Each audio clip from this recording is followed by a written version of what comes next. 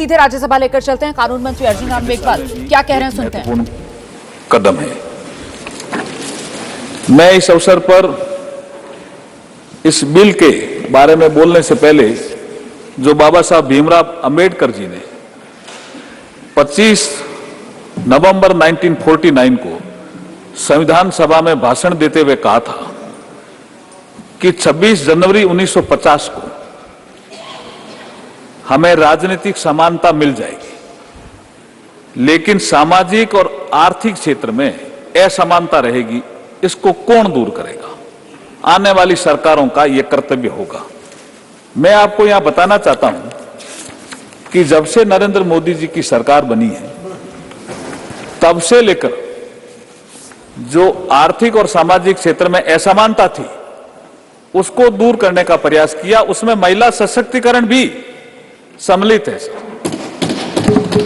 जैसे जनधन अकाउंट, महिला धारक बनी अकाउंट की। जैसे पीएम आवास, मालिकाना हक महिला को मिला। जैसे शौचालय, जिसको हमने इज्जत घर का नाम दिया, संविधान की प्रस्तावना में यह भी उल्लेख है सर कि हम राजनीतिक, सामाजिक, आर्थिक न्याय के साथ साथ हम प्रतिष्ठा और अवसर की समानता भी देंगे। तो ये जो शौचालय वाला विषय है, छोटा विषय नहीं है। जो संविधान की प्रस्तावना में लिखा हुआ है, प्रतिष्ठा और अवसर महिलाओं को बढ़ाने वाला विषय था। उज्ज्वला योजना, किसी के घर में गैस, किसी के घर में गैस नहीं है, असमानता थी, उसको दूर किया। नल से जल, किसी के घर में नल और कोई महिला दूर से पानी ला रही है। मैं राजस्थान से आता हूं, आपको भी पता है, रेगिस्तानी मेरा क्षेत्र है। मैंने महिलाओं को देखा है, मैं भी पानी लाता था दूर से जब घर में नल नहीं था। तो हमने देखा महिलाओं की क्या स्थिति है, असमानता फील्ड में। ये अगर किसी ने देखी तो हमारे प्रधानमंत्री नरेंद्र मोदी जी ने, और अब असमानता दूर की, नल से जल। प्रधानमंत्री मुद्रा योजना, प्रधानमंत्री मुद्रा योजना, लगभग 68% महिलाएं बेनिफिशियरी है मुद्रा योजना में। स्टैंड अप योजना, बैंक तो पहले भी थे सर। किसी प्रधानमंत्री ने अगर बैंकों को निर्देश दिए कि कोई भी ब्रांच होगी, उस ब्रांच में 2 अकाउंट आपको करने पड़ेंगे 10 लाख से 1 करोड़ के। सर ये स्टैंड अप योजना है। 10 लाख मिनिमम लोन, 1 करोड़ तक, और आपको 2 अकाउंट करने पड़ेंगे, जिसमें एक महिला होगी और एक SC/ST का अकाउंट होगा। ये भी किसी ने किया तो नरेंद्र मोदी जी ने किया सर। तो महिला सशक्तिकरण, ये चलते हुए बढ़ते हुए कदम है जिनको मैं थोड़ा गिनाना चाहता हूं। मैटरनिटी लीव 12 सप्ताह से अगर किसी ने बढ़ाई 26 सप्ताह की तो नरेंद्र मोदी जी ने की सर। 3 तलाक समाप्त किया, ये सामाजिक बुराई थी, नरेंद्र मोदी जी ने किया। मातृ वंदना स्कीम, हमारे जो नागरिक हैं, अंडरवेट नहीं हो, कमजोर नहीं हो, तो जिस गर्भवती महिला के पेट में बच्चा हो उसको न्यूट्रिटिव फूड मिले, इसके लिए 5,000 रुपए उसके खाते में, महिला के खाते में ही जाएंगे वो पैसे। ये मातृ वंदना स्कीम आई, सुकन्या समृद्धि योजना आई, मिशन पोषण आया, मिशन शक्ति आई, पीएम सुरक्षित मातृत्व अभियान आया, आर्म्ड फोर्स में महिलाओं का परमानेंट कमीशन आया। ये सब सेल्फ हेल्प ग्रुप के माध्यम से महिलाओं का आर्थिक उत्थान का विषय आया। जेम पोर्टल में लगभग 1.5 लाख वुमेन वेंडर पंजीकृत है। खेल 2021 टोक्यो ओलंपिक में 49% महिला एथलीटों की भागीदारी रही। तो ये सब काम ऐसे हैं जो ये बताते हैं कि जब 2019 का इलेक्शन आया तो महिलाओं ने बढ़ चढ़ के लोकतंत्र के इस भागीदारी बनी, और 2019 के जनरल इलेक्शन में जनप्रतिनिधि चुनने में महिला वोटरों की भागीदारी पुरुषों की तुलना में अधिक रही। पुरुषों का मत प्रतिशत 67.2% रहा, वहीं महिलाओं का मत प्रतिशत 67.18 रहा। तो ये ऐसा एक करिश्मा हमारे नरेंद्र मोदी जी के नेतृत्व के कालखंड में हुआ है।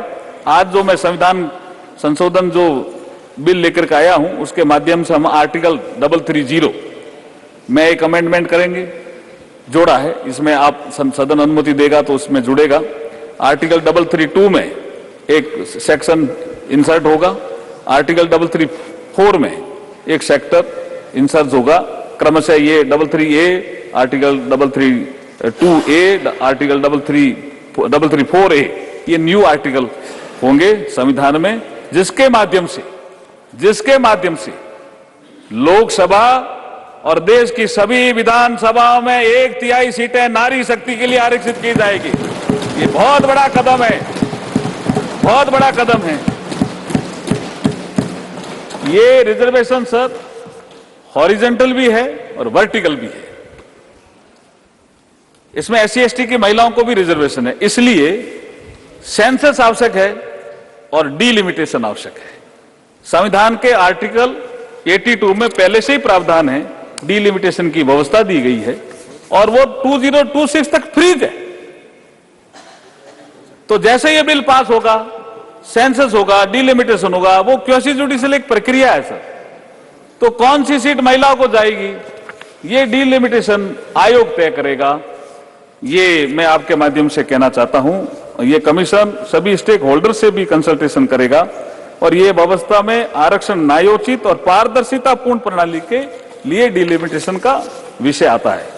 बिल के स्टेटमेंट्स ऑफ ऑब्जेक्ट्स में स्पष्ट रूप से लिखा है कि आजादी के 75 वर्ष पूर्ण होने के बाद भारत जब, ये SOR में है सर, आजादी के 75 वर्ष पूर्ण होने पर भारत जब 2047 तक अमृतकाल की विकसित भारत की यात्रा प्रारंभ कर रहा है, तो उसमें नारी शक्ति के योगदान की एक महत्वपूर्ण भूमिका रहने वाली है।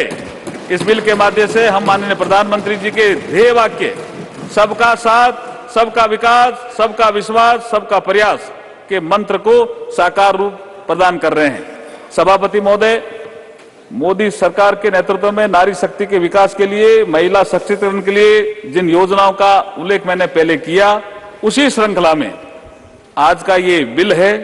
और एक और प्रधानमंत्री जी ने कहा है कि हम वुमेन डेवलपमेंट से वुमेन लेड डेवलपमेंट की ओर तेजी से बढ़ रहे हैं, जो हमारा G20 का भी एजेंडा था। महोदय, हमारे संविधान की प्रस्तावना में भी, जैसे मैंने जिक्र किया पहले, राजनीतिक, सामाजिक, आर्थिक न्याय की बात कही है, साथ में सभी के लिए प्रतिष्ठा और अवसर की समानता की बात कही गई है। आज मोदी सरकार महिलाओं को आर्थिक रूप से भी सशक्त बना रही है, शिक्षा और स्वास्थ्य के क्षेत्र में भी समानता स्थापित कर रही है। ये सब श्रृंखला के माध्यम से, ये श्रृंखला आज जो मैं बिल लेके आया हूं, ये उससे जुड़ा हुआ ही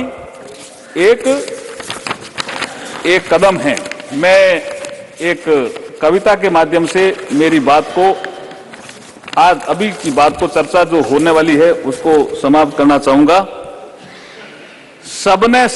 सपने सब साकार करेंगे, सपने सब साकार करेंगे, नारी को अधिकार मिलेंगे, मातृशक्ति नेतृत्व करेगी, जन गण मन की शान बढ़ेगी। बहुत बहुत धन्यवाद।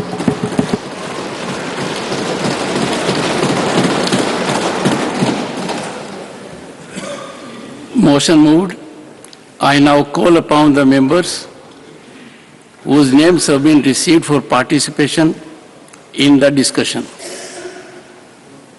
Shrimati Ranjit Ranjan. Sir, I don't believe. 10 minutes. धन्यवाद sir. 10 minutes. Thank you sir. एक महिला होने के नाते मैं आशा करूंगी कि आप 5 मिनट आप अपनी तरफ से मुझे देंगे, और मैं सत्ता पक्ष को भी कहूंगी कि आज महिलाओं का दिन है। मैं होम मिनिस्टर साहब से रिक्वेस्ट करती हूं कि 5 मिनट आप अपनी तरफ से मुझे दीजिएगा, अपनी पार्टी से दीजिएगा। सबसे पहले मैं महिला रिजर्वेशन बिल का स्वागत करती हूं। मैं भी महिला हूं और चाहते हैं हम लोग कि महिलाओं की जो भागीदारी है वो सदन में बढ़े, राजनीतिक परिवेश में बढ़े, लोगों के प्रतिनिधित्व करने में बढ़े। मैं एक आपत्ति दर्ज कराना चाहती हूं, जिसका नाम आपने दिया है महिला आरक्षण का नारी शक्ति विधेयक। तो राज्यसभा में चर्चा शुरू हो गई है महिला आरक्षण बिल को लेकर, और कानून मंत्री की तरफ से साफ कर दिया गया है कि विकसित भारत बनाने के लिए यह बिल बेहद महत्वपूर्ण है। बिल्स की से महिलाओं की जो भागीदारी है वो बढ़ेगी।